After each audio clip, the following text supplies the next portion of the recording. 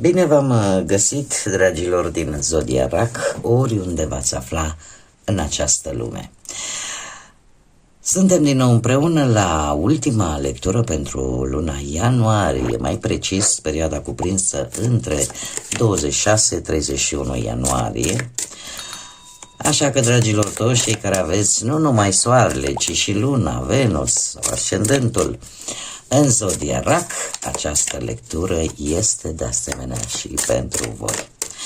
Desigur, nu uitați, este o lectură general colectivă, așa că vă rog să luați decât ceea ce va rezona cu voi. Haideți să vedem ce este important de știut pentru voi, dragilor din RAC, în această săptămână. Aș spune că se va restabili, să zic așa, o neclaritate. Ați avut anumite îndoieli, ați avut anumite gânduri negative sau o stare de confuzie vis-a-vis de o anumită situație și să știți că nu este ceva de anvergură, nu este ceva foarte grav, sunt probleme mici legate poate de mici bârfe, mici discuții, poate cu anumite persoane, dar din câte văd eu aici, aceste lucruri cumva se vor dispersa, da? Vei vedea lucrurile poate un pic mai clar prin comunicarea ta cu anumite energii, cu anumite persoane și în felul ăsta lucrurile se pare că vor reuși să se clarifice. Haideți să vedem ce ne spune și tarotul și să vedem ce vine pentru dragii mei din RAC în săptămâna 26-31 ianuarie.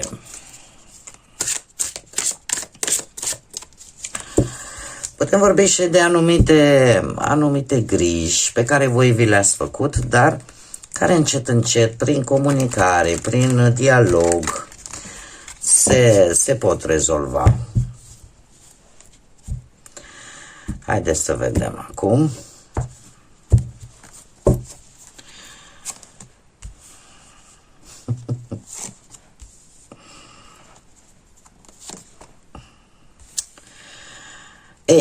Ei, se pare că sunteți hotărâți să lăsați în urmă o propunere, în mod special pe partea sentimentală.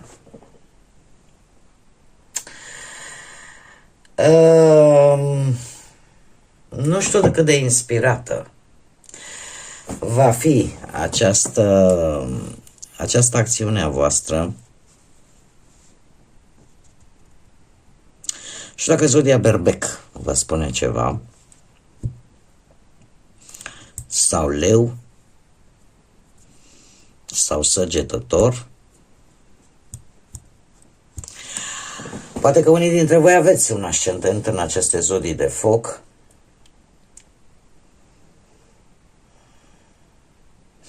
Mai degrabă aș spune că voi ați făcut o ofertă cuiva. Voi ați făcut o ofertă cuiva și ori ați făcut-o, ori ați primit-o, dar aici cineva a refuzat. Orică voi, orică persoana cealaltă, mai ales pe plan sentimental. Și e posibil ca în această săptămână să vă simțiți așa un pic însingurați, să vă simțiți un pic triști. Acest cavaler de cupe se pare că îmi vorbește în primul și în primul rând de, nu știu, orică v-ați reîntâlni cu cineva.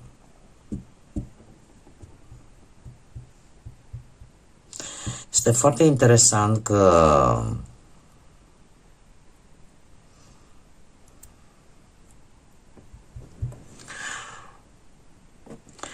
Aș spune că cu acest cavaler de cupe, care foarte bine vă poate reprezenta pe voi, cumva ați trăit foarte intens, poate o relație, o situație, dar cumva acea perioadă încercați să o lăsați în urmă, să rămână în trecut, ați învățat din ea și încercați să mergeți mai departe cu mai multă maturitate, cu mai mult echilibru. De aceea apare și acest rege de bâte care vorbește de o energie puternică, de acțiune, de faptul că nimic nu te mai oprește, că nu-ți mai este frică de provocări și că încerci să-ți construiești, ești cumva hotărâtă să înfrunți orice provocare care îți vine. E ca și cum ai încercat să lași acea sensibilitate emoțională în urmă pentru a putea să faci față acestor noi provocări care pot apărea în următoarea perioadă. Acum, dacă vorbim, nu pot să vă las chiar așa, mai punem o carte, da, se pare că într-adevăr o problemă bănească e posibil să vă cam dea bătăi de cap, să vă cam aducă tot felul de gânduri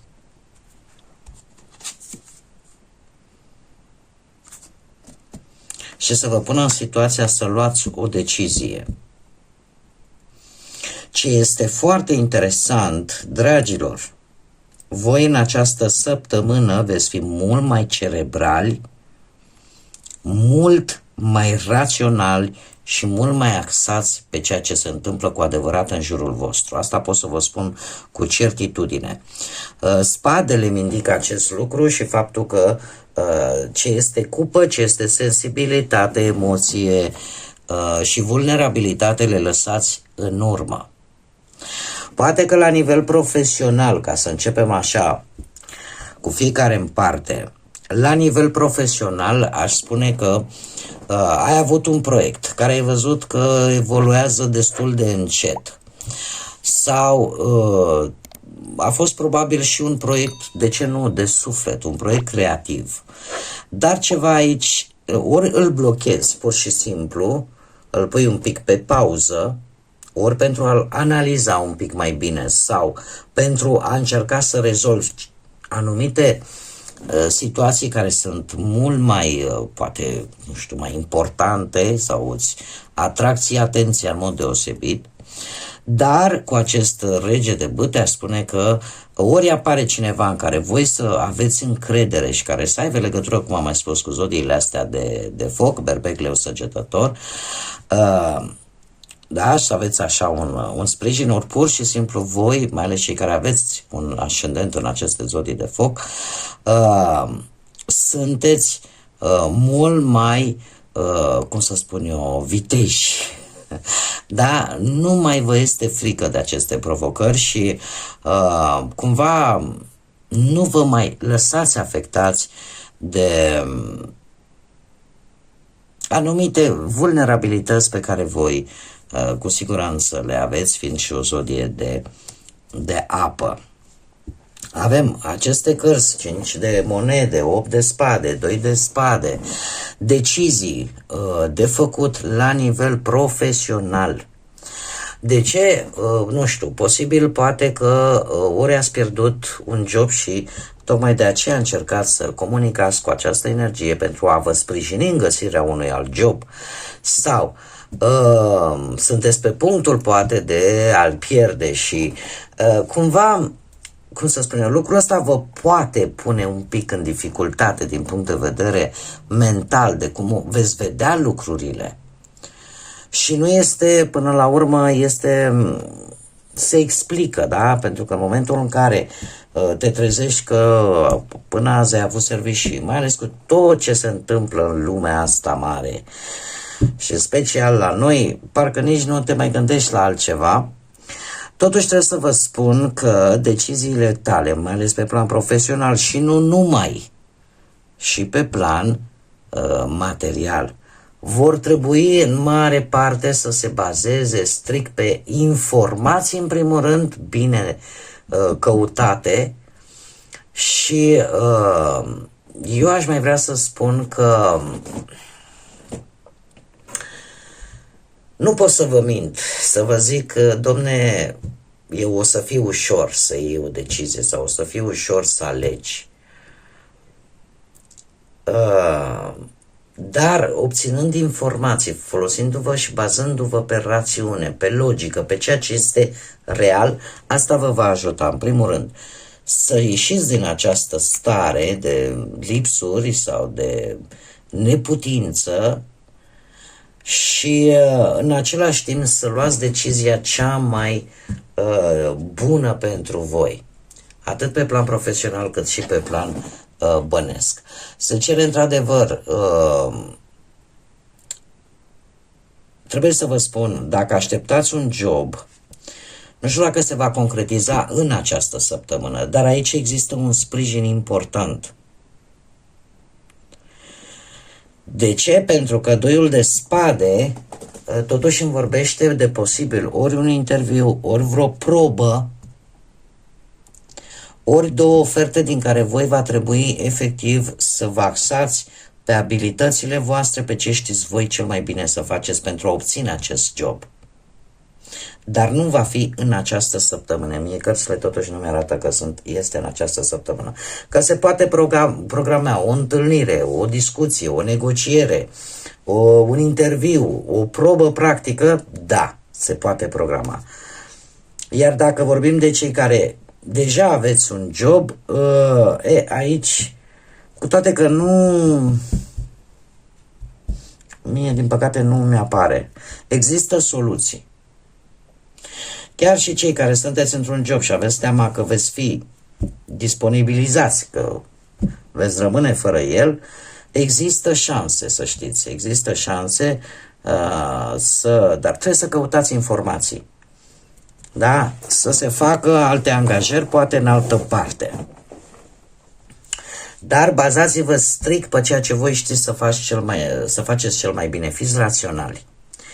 Da? Și luați-o pe îndelete. Dacă vorbim de partea sentimentală, anumite lucruri pe care voi vreți să le lăsați în urmă, din punct de vedere sentimental, mai ales cei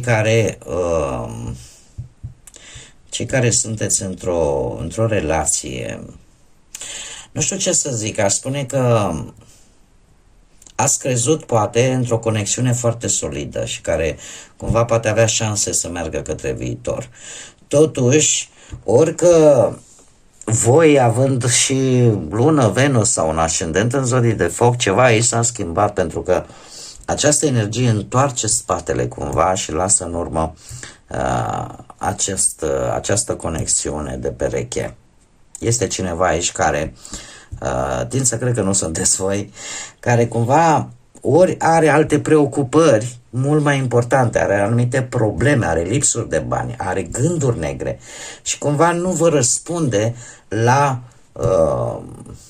sau nu este acolo în relație în această săptămână, pentru că se pare că există aici alte preocupări. Cei care sunteți singurei, voi într-adevăr cam același lucru în mare parte. Pentru cei care sunteți într-o pereche, sunteți foarte focusați în această săptămână pe anumite probleme, pe anumite lucruri care posibil să nu ai eveniment de văzut cu relația voastră. Și asta nu înseamnă că voi nu mai aveți sentimente sau că voi nu-l iubiți pe celălalt sau nu aveți sentimente de afecțiune vis-a-vis de celălalt. Dar există niște probleme care vă vor capta atenția un pic mai mult în această săptămână și partea asta sentimentală, ca să zic așa, va fi lăsată undeva pe planul 2. Cei care sunteți singuri, în mare parte, poate ați făcut deja o ofertă, ați venit cu o propunere, ca să zic așa, ați încercat să impresionați poate pe cineva Doar că să știți, așa cum am mai spus, această persoană este totuși, are niște probleme. Și nu vă întoarceți spatele pentru că nu i-ar păsa, ci pur și simplu are ceva de rezolvat important. Că e vorba de niște bani, că e vorba de situații la nivel personal. Cert este că nu trece printr-o pasă foarte bună. Poate să coincidă această persoană, v-am mai spus, cu zodiile de foc, berbec, sau săgetător. Dar această săptămână pentru voi, per general, dragilor, este o săptămână în care rațiunea, logica, realitatea își vor pune foarte mult amprenta ca și energie și eu aș spune că este un proces de tranziție sau chiar de transformare pentru unii dintre voi, care atunci când poate, nu știu, ați trecut prin perioade în care ați fost foarte sensibil și lucrul ăsta v-a făcut să deveniți poate victime și nu numai ale altora, ci poate chiar a propriilor voastre emoții. Și în felul ăsta poate v-ați pierdut încrederea în voi, în sentimentele voastre și poate ați stat pasivi în fața acelor persoane care poate vă acuzau și vă făceau să deveniți poate mai timizi, mai hipersensibili. E ca și cum vă recuperați această energie. Haideți să vedem acum și ce spirit animal vă însoțește în această ultimă săptămână de ianuarie pe voi, dragilor și dragilor din Rac. Care este spiritul animal care însoțește zodia Rac în săptămâna 26-31.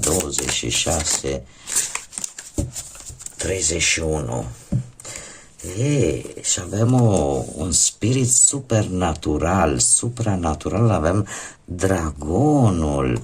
Dragonul, știm, ca și energie, este o energie yang, este o energie masculină și spune așa că ai acea înțelepciune a strămoșilor.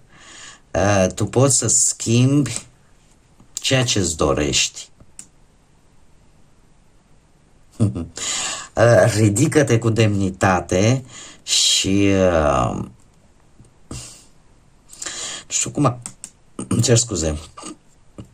nu știu cum ar trebui să traduc.